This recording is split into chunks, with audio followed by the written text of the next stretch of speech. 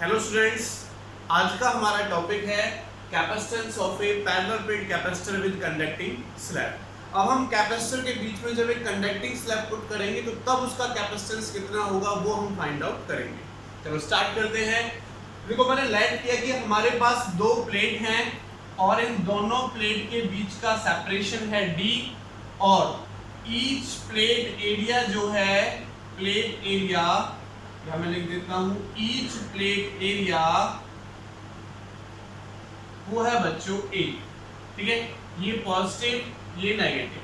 तो देखो बच्चों, अगर मैं इनिशियल की बात करता हूं, जब मैंने इसके बीच में कोई भी डाइलेक्ट्रिक स्लैब या कंडक्टिंग स्लैब पुट नहीं की है तो हम निकाल सकते हैं कि इसके बीच का जो कैपेसिटेंस C होगा, जिसको मैं C नॉट नेम दे देता हूं, तो epsilon not A by D होगा। इसको हम पहले निकाल चुके हैं, पहले फाइंड आउट कर चुके हैं। लेकिन अब वो क्या कहता है कि अगर मैं इसके बीच में डाइलेक्ट्रिक स्लैब पुट कर देता हूं, तो मैंने लेट किया कि मैंने इसके बीच में एक डाइलेक्ट्रिक स्लैब पुट कर दिया, सॉरी कंडक्टिंग स्लैब, क्योंकि यहाँ पर कंडक्टिंग स्लैब की बात होगी, इसके बाद डाइलेक्ट्रिक स्लैब आएगा। तो मैंने कंडक्टिंग स्लैब पुट कर दिया जिसकी यहाँ से यहाँ तक थिकनेस है T, थिकनेस है T। तो क्या होगा बच्चों, बाई कंडक्शन क्या होगा, यहां पर हमारा नेगेटिव आ जाएगा और यहां पर हमारा पॉजिटिव आएगा। ठीक है, वो होता है किसमें, डाइलेक्ट्रिक स्लैब में। लेकिन कंडक्टिंग स्लैब है ये, तो बच्चों अगर एक कंडक्टिंग स्लैब है तो इसके अंदर इलेक्ट्रिक फील्ड इंटेंसिटी क्या हो जाएगी, जीरो। कंडक्टर के अंदर इलेक्ट्रिक फील्ड इंटेंसिटी क्या होती है, जीरो। तो अगर देखो मैं पोटेंशियल डिफरेंस निकालूं, potential difference across the plates of capacitor, तो पोटेंशियल डिफरेंस कितना होगा, V is equal to E into D। हमारे पास फॉर्मूला क्या होता है, आपने पढ़ा होगा, E is equal to V by D या dV अपॉन dr। तो वहां से V निकालो तो इलेक्ट्रिक फील्ड इनटू D के इक्वल होगा। अब देखो बच्चों, यहाँ से ये पॉजिटिव है नेगेटिव है, तो मैं लेट कर लेता हूँ कि मैंने जो इधर इलेक्ट्रिक फील्ड अप्लाई की है वो E नॉट अप्लाई की है। इलेक्ट्रिक फील्ड इंटेंसिटी मैंने इधर कितनी अप्लाई की है बच्चों, E नॉट अप्लाई की है। अब इसके अंदर तो इलेक्ट्रिक फील्ड इंटेंसिटी जीरो, तो देखो यहाँ पर इलेक्ट्रिक फील्ड होगी, ठीक है, यहाँ नेगेटिव आएगा, ऐसे यहाँ पर पॉजिटिव होगा, तो यहाँ इलेक्ट्रिक फील्ड होगी। इतने एरिया में हमारी इलेक्ट्रिक फील्ड होगी, लेकिन ठीक है, लेकिन इसके अंदर इलेक्ट्रिक फील्ड इंटेंसिटी क्या होगी, जीरो। तो अगर मैं पोटेंशियल निकालता हूं तो क्या हो जाएगा, E नॉट इनटू डिस्टेंस कितना है, देखो T में नहीं है, टोटल डिस्टेंस कितना है D, और T में है नहीं तो D माइनस T लिख सकता हूं डिस्टेंस को, तो मैंने डिस्टेंस लिख दिया D माइनस T। अगर मैं पोटेंशियल निकालता हूं तो electric field into distance, electric field कितने एरिया में है, तो यहां पर देखो ये हमारे पास T में तो है नहीं, तो D में से T मैंने माइनस कर दिया, जिस डिस्टेंस में हमारी इलेक्ट्रिक फील्ड इंटेंसिटी है उसी में हमारा पोटेंशियल होगा। तो क्या हो जाएगा, E not D minus T हमारे पास निकल कर आ गया। और देखो V equal to E not हमारा किसके इक्वल होता है, सिग्मा बाई एप्सिलॉन नॉट के इक्वल होता है। दो प्लेट्स के बीच में अगर एक प्लेट नेगेटिव है एक पॉजिटिव है, तो दोनों प्लेट के बीच में जो इलेक्ट्रिक फील्ड होती है हमारी वो सिग्मा अपॉन एप्सिलॉन नॉट होता है। और क्या लिख सकते हैं, देखो सिग्मा की वैल्यू क्या होती है, charge by area D minus T, ये हो जाएगा। चलो हम निकालते हैं बच्चों कैपेसिटेंस इसका। अगर हम इसका कैपेसिटेंस निकालें तो C इज इक्वल टू क्या होता है बच्चों, Q बाई V। तो इसकी वैल्यू पुट कर दो, Q बाई V, V की वैल्यू कितनी है, Q by A epsilon not and D minus T। तो देखो Q से Q कटेगा, ये ऊपर चला जाएगा, तो C इज इक्वल टू आया epsilon not A by D minus T। ठीक है, तो ये सिंपली मैं लिख सकता हूं। ओके, और क्या लिख सकते हैं इसको, देखो C is equal to epsilon not A। अगर मैं इन दोनों में से D कॉमन ले लेता हूं तो यहाँ तो बचेगा 1 और यहाँ पर लिख देंगे T बाई D। वापस D के अंदर मल्टीप्लिकेशन करके देखो यही आ जाएगा, epsilon not A by D। Epsilon not A by D किसके इक्वल है, C नॉट के इक्वल, तो C मेरा हो गया C हमारा इक्वल टू हो गया C not by 1 minus T by D। ये हमारे पास यहाँ से कैपेसिटेंस निकल के आ गया। इसका कैपेसिटेंस निकल के आया बच्चों यहाँ से कि जब हमने कैपेसिटर के अंदर एक कंडक्टिंग स्लैब पुट किया। ओके, तो ये हमारा कैपेसिटेंस निकल कर यहाँ से आ गया। अच्छा आगे देखो, अब आगे चलते हैं। अगर मैं इस कैपेसिटेंस का कंपेयर इससे करता हूं तो कौन सा ज्यादा होगा? देखो लेट करते हैं। देखो ज्यादा से ज्यादा क्या होगा? चलो मैं केस फर्स्ट ले लेता हूं पहले। केस फर्स्ट एक मैं यही मान लेता हूं कि जो T है वो D के बराबर है। तो ये कंडक्टिंग स्लैब जो हमने रखी हुई है, ये कंडक्टिंग स्लैब पूरे में रखी हुई है, D डिस्टेंस की है, T की नहीं है, D की है। तो T D के बराबर है। तो यहां पर पुट करके देखो तो C इज इक्वल टू कितना हो जाएगा? Epsilon not A upon D minus D यानी 0। तो 1/0 इंफिनिटी। तो कैपेसिटेंस इस केस में कितना हो जाएगा बच्चों? इंफिनिटी हो जाएगा। कितना हो जाएगा? इंफिनिटी। चलो केस सेकंड ले लेते हैं। केस सेकंड, ठीक है, केस सेकंड। केस सेकंड क्या ले सकते हैं हम? चलो मैं ले रहा था कि कौन सा बड़ा होगा? इफ देखो दो कंडीशन हो सकती है हमारे पास। एक कंडीशन देखो T मेरा D के बराबर हो। केस सेकंड चलो मान लेते हैं केस सेकंड, इफ जो T है वो स्मॉलर देन हो जाए D से। भाई बाकी केसेस में T क्या होगा? स्मॉलर देन ही होगा D से। एक D के बराबर हो तो स्पेस ही D है, तो D से ज्यादा तो हो नहीं सकता। तो क्या होगा? D से छोटा होगा। अगर ये D से छोटा होगा, अगर T मेरा D से छोटा होगा, ठीक है, T मेरा यहीं से देखते हैं, T मेरा D से छोटा होगा तो ये क्वांटिटी 1 से छोटी आएगी और 1 में से इसको माइनस करेंगे तो 0 पॉइंट समथिंग आएगा। और 0 पॉइंट समथिंग से अगर मैं इसको डिवाइड करता हूँ, 0 पॉइंट समथिंग से अगर मैं इसको डिवाइड करता हूँ तो मेरा जो ये वाला कैपेसिटेंस है वो बड़ा आएगा या छोटा आएगा? देखो मान लेते हैं, चलो छोटा लेते हैं, इसकी वैल्यू हो गई 1/D/2 मान लेते हैं। तो D/2, D से D कटेगा, 1/2 बचेगा तो 2 पर चला जाएगा। तो C क्या हो जाएगा? बड़ा। क्योंकि C किसके बराबर है? डबल आ रहा है C नॉट के इक्वल। तो हम ये कह सकते हैं कि if T ये होगा तो कैपेसिटेंस हमारा, जो इसका कैपेसिटेंस होगा वो जब हमने कंडक्टिंग स्लैब पुट नहीं की है तो उससे बड़ा होगा। ठीक है, तो ये दो केस हमने यहाँ पर फाइंड आउट किए, ये दो केस हमने यहाँ पर निकाले। तो ये हमारा था capacitance of A parallel plate capacitor with conducting slab. अब मैं ले लेता हूं with dielectric slab, capacitance of a conductor with dielectric slab. Second case ले लेता हूं विद डाइइलेक्ट्रिक स्लैब। अगर इसके अंदर एक डाइइलेक्ट्रिक स्लैब पुट की हुई हो हमने तो तब क्या होगा? कंडीशन वही है, एरिया A है, एरिया A है हमारे पास और डिस्टेंस दोनों प्लेट के बीच का D है। तो क्या होगा? देखो अगर मैं इनके बीच में कंडक्टिंग प्लेट की जगह पर अब एक डाइइलेक्ट्रिक प्लेट रखता हूं, डाइइलेक्ट्रिक स्लैब मैंने रख दिया, ये रहा, और इसकी थिकनेस भी मैंने यहां से यहां तक स्मॉल t लेट कर ली। अब देखो ये हमारे पास पॉजिटिव है तो ये नेगेटिव हो जाएगा और यहां पर पॉजिटिव आ जाएगा और यहां पर पॉजिटिव है तो ये प्लेट हमको पता ही है नेगेटिव प्लेट है हमारी। अब देखो पहले तो इसके अंदर इलेक्ट्रिक फील्ड 0 थी, लेकिन अब इसके अंदर इलेक्ट्रिक फील्ड कुछ ना कुछ होगी जिसको मैं इलेक्ट्रिक फील्ड E का नेम दे रहा हूँ। इसके अंदर इलेक्ट्रिक फील्ड इंटेंसिटी होगी E और उसकी डायरेक्शन कहाँ हो जाएगी? पॉजिटिव से नेगेटिव अपोजिट डायरेक्शन में। और यहाँ पर हमारी वही होगी E नॉट, इस वाले स्पेस में वही होगी E नॉट, केवल डाइइलेक्ट्रिक्स वाले स्पेस में तो फ्री स्पेस में वही होगी E नॉट जो हमने अप्लाई की है। इसके अंदर हमारी इलेक्ट्रिक फील्ड इंटेंसिटी चेंज हो जाएगी, वो मान ली मैंने E नॉट के इक्वल है। किसके इक्वल मान लिया मैंने? E नॉट के इक्वल। तो अब देखो potential difference across the plate क्या होगा?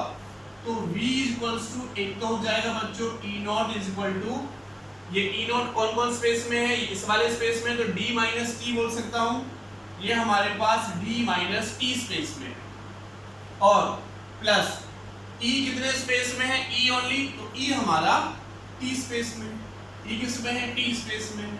तो देखो एस हमें पता है कि ई नॉट बाई ई हमारा डाइलेक्ट्रिक कांस्टेंट के इक्वल होता है। तो यहां से अगर मैं ई निकालूं तो क्रॉस मल्टीप्लिकेशन से ई यहां जाएगा, तो ये किसके इक्वल हो जाएगा, ई नॉट बाई के इक्वल। ठीक है, तो इसकी वैल्यू यहां पुट कर सकते हैं।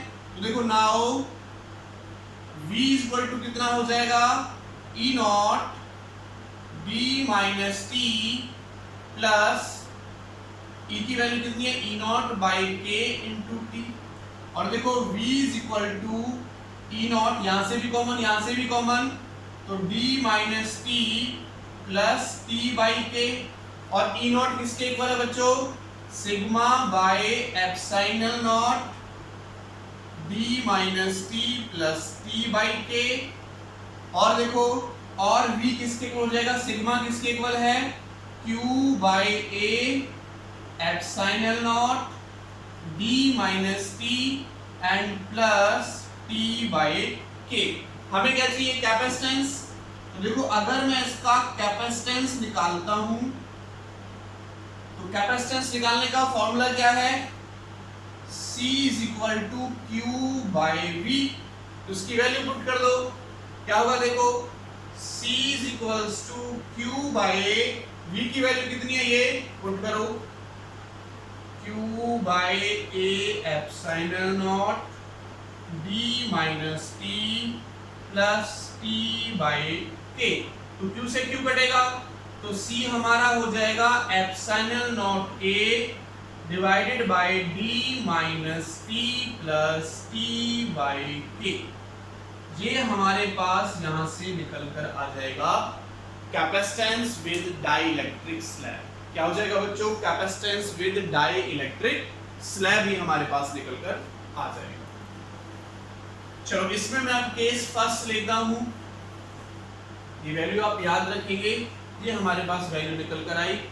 अगर मैं इसमें केस फर्स्ट लेता हूं बच्चों, केस फर्स्ट इफ लेट कर लेता हूं, डाइइलेक्ट्रिक स्लैब पूरे में पुट है, यानी T मेरे पास D के बराबर हो जाता है। T मेरे पास किसके बराबर हो जाता है, D के बराबर हो जाता है। तो देखो क्या होगा, if T equal to D तो C क्या हो जाएगा, epsilon not A divide by T minus D plus D by K हो जाएगा। और देखो D से D कट जाएगा, ये ऊपर चला जाएगा, तो K epsilon not A by D, और ये किसके इक्वल है, देखो C नॉट के इक्वल है।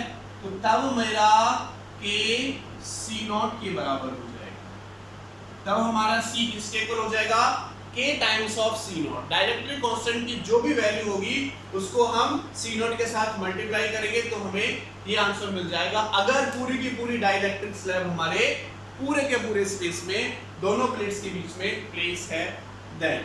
अच्छा केस सेकंड भी देख लो, केस सेकंड अभी तो बच्चों हमने पुट किया था एक डाइलेक्ट्रिक स्लैब है, ओनली क्या है, एक डाइलेक्ट्रिक स्लैब है। अगर ऐसा हो जाए कि ये हमारे पास दोनों प्लेट और एक प्लेट ये रखी हुई है, एक स्लैब ये रखी हुई है, दूसरी स्लैब ये रखी हुई है, तीसरी स्लैब ये रखी हुई है, ऐसे ये इनफाइनाइट तक जाता है। तो एक स्लैब ये हो गई, दूसरी स्लैब हमारे पास ये हो गई, इसकी जो थिकनेस है वो T1 मान लेते हैं, डाइलेक्ट्रिक कांस्टेंट K1 मान लेते हैं, और यहां से यहां तक D1 मान लेते हैं। नेक्स्ट मान लेते हैं D2, चलो D1 D2 एक ही मान लेते हैं, या T1 T2 मान रखा है तो हम T1 T2 कर लेते हैं।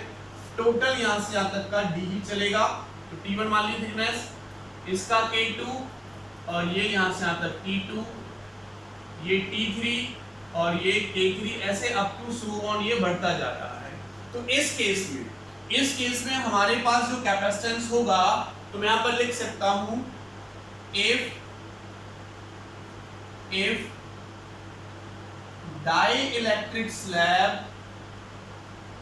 ऑफ थिकनेस, स्लैब्स कर लेता हूं, of thickness T1 T2 T3 T4 up to so on of dielectric constant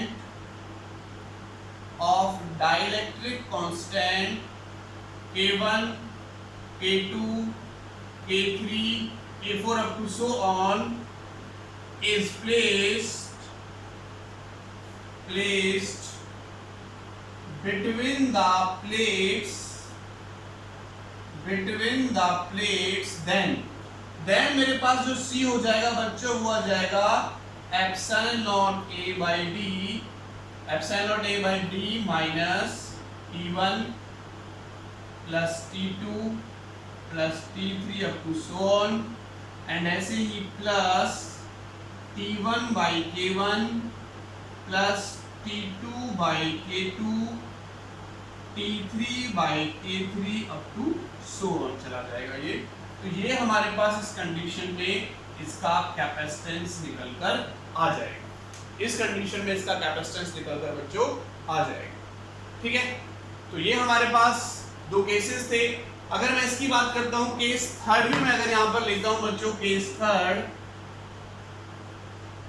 कि कौन सा कैपेसिटेंस बड़ा होगा, C बड़ा होगा C नॉट से, ये भी हम यहां पर चेक कर सकते हैं। देखो अगर मैं लेट कर लेता हूं, चलो तो हमने निकाल लिया था, हाँ देखो K times of C naught आ रहा है, क्या आ रहा है K times of C naught, इसका मतलब K की वैल्यू 1 से तो हमेशा बड़ी होती है, तो कौन बड़ा होगा, C बड़ा होगा। तो C हमारा C नॉट से क्या होगा, बड़ा होगा। C हमारा C नॉट से क्या होगा बच्चों, बड़ा होगा। ठीक है, तो ये हमने यहाँ पर पढ़ा इनके बारे में। अब कुछ न्यूमेरिकल्स हम यहाँ पर देख लेते हैं,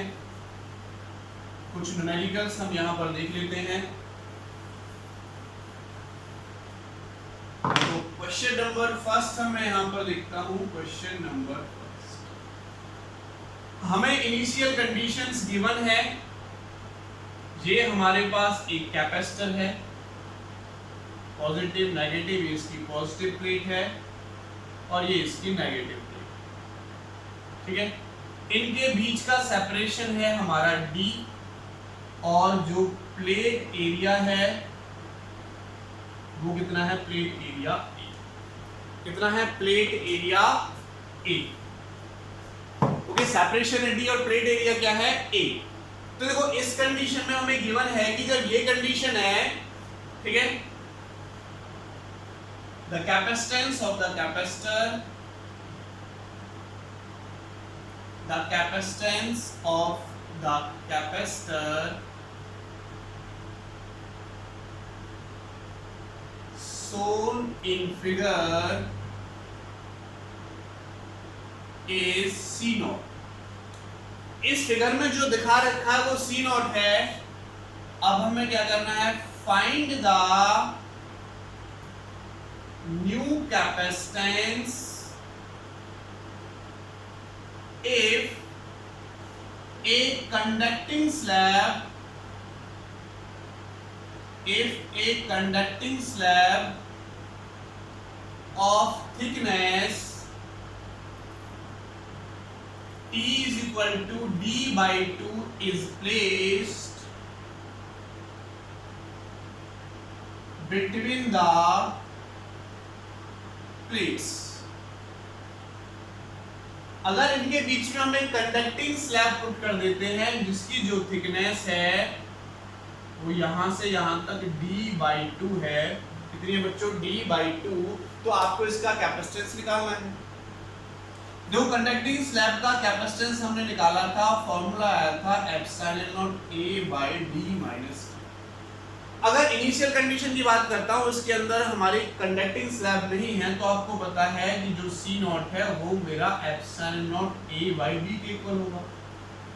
ठीक है, जैसे कंडक्टिंग स्लैब पुट की तो ये फॉर्मूला लगता है।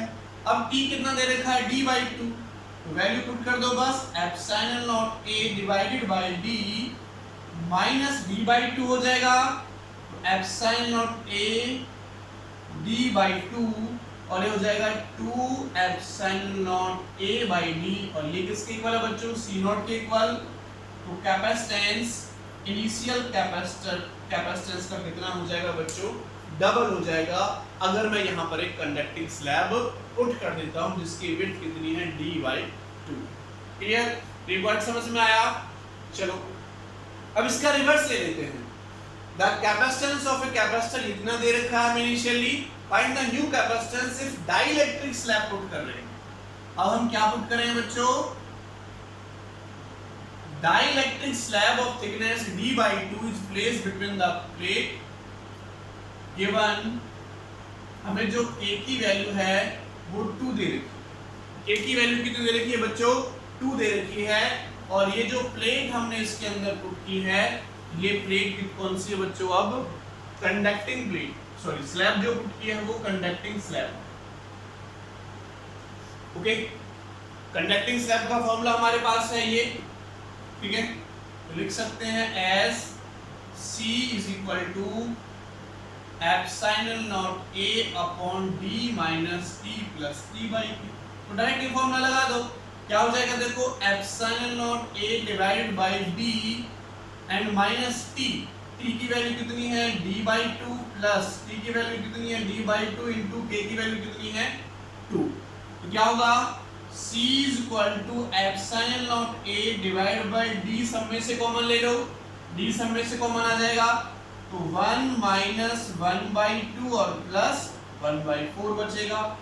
और देखो epsilon not A by D ये किसके इक्वल है, C नॉट के इक्वल, तो C नॉट अपॉन ये क्या हो जाएगा 1/2 प्लस 1/4, और इसको सॉल्व करोगे तो 3/4 आएगा, 4 ऊपर चला जाएगा, तो 4/3 C नॉट के इक्वल ये हमारा निकल कर आ जाएगा। 4/3 C नॉट के इक्वल ये हमारा यहाँ से निकल कर आ जाएगा। क्लियर है बच्चों? तो ये सेकंड क्वेश्चन था, ये हमारा था सेकंड क्वेश्चन। तो हमने सेकंड क्वेश्चन किया, चलो नेक्स्ट क्वेश्चन की तरफ चलते हैं, एक नेक्स्ट न्यूमेरिकल की तरफ चलते हैं बच्चों।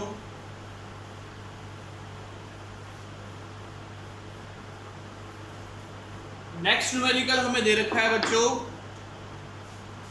कहता है कि ये हमारे पास एक कैपेसिटर है और इस कैपेसिटर में हमने 2 डाइलेक्ट्रिक स्लैब पुट किए हुए,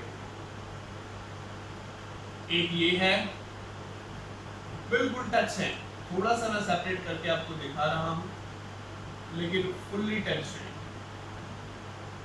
और ये बोल रखा है कि इसका जो डाइलेक्ट्रिक कांस्टेंट है K1 और इसका डाइलेक्ट्रिक कांस्टेंट है 0.5 और इसका डाइलेक्ट्रिक कांस्टेंट है बच्चों, चेक कर लेता हूँ, इसका डाइलेक्ट्रिक कांस्टेंट है हमारा 8। इनकी विड्थ भी दे रखी है, ये मेरे पास D1 यहाँ से यहाँ तक और ये हमारे पास D2। तो हमें ये भी गिवन है, क्या गिवन है कि जो D1 की वैल्यू है वो है 10⁻³ मीटर और D2 की वैल्यू है 0.5 इंटू 10⁻³ मीटर। ओके, तो क्वेश्चन कहता है assuming that,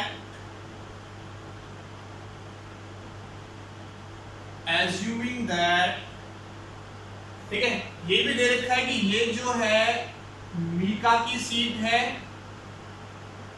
और ये हमारे पास फाइबर की सीट, ठीक है। तो assuming that fibers break down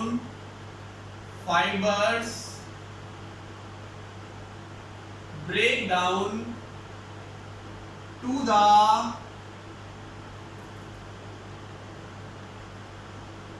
the electric field is equal to 6.4 10⁻⁶ Newton per coulomb. Find the maximum safe voltage. Find the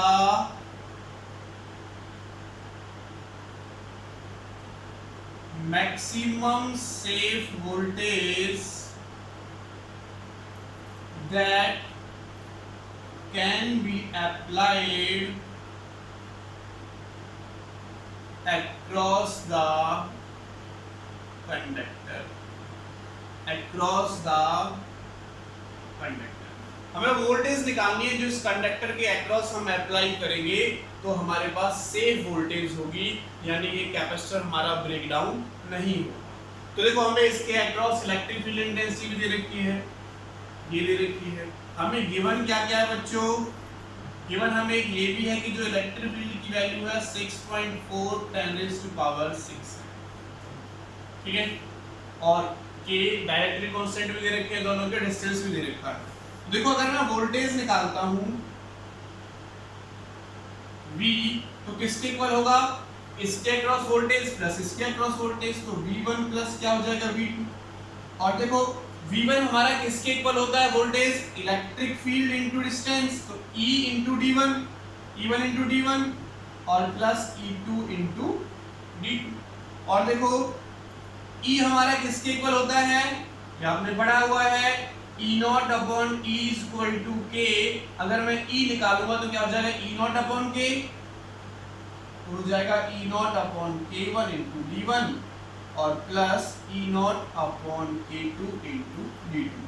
values put कर दो, E0 की वैल्यू कितनी है 6.4 10⁶ एंड D1 कितना है बच्चों 10⁻³ एंड डिवाइड बाय K की value कितनी है 8 है, एंड प्लस फिर क्या हो जाएगा 6.4 इनटू 10⁻⁶ इनटू ये क्या हो जाएगा 0.5 इनटू 10⁻³ एंड डिवाइड बाय 2.5। तो इनको सॉल्व कर सकते हो, अब आगे सॉल्व करो, इधर सॉल्व कर लेता हूं मैं v इज इक्वल्स टू, तो देखो 8 से ये 0.8 बार कट जाएगा, यहां से पावर कितनी बचेगी 10⁻³ या 10⁻⁶ है 10⁻³ बचेगी, तो ये तो आया 0.8 इनटू 10⁻³ एंड प्लस यहां से देखो ये कितना है 2.5 और ये कितना है 0.5।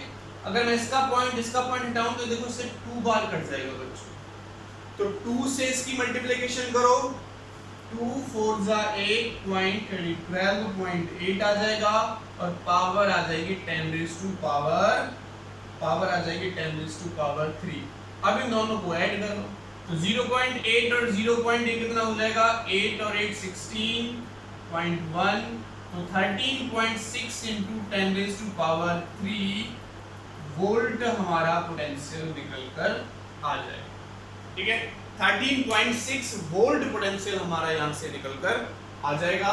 तो कुछ न्यूमेरिकल्स थे हमारे पैरेलल प्लेट कैपेसिटर के ऊपर। नेक्स्ट टॉपिक हम लेकर आएंगे कि जब एक कैपेसिटर को के अंदर डायरेक्टली स्लैब पुट करते हैं और उसको बैटरी से कनेक्ट रहने देते हैं और डिसकनेक्ट रहने देते हैं, तो उसके जो कैपेसिटेंस है, वोल्टेज है, एनर्जी है, उन पर क्या फर्क पड़ता है। Thank you so much.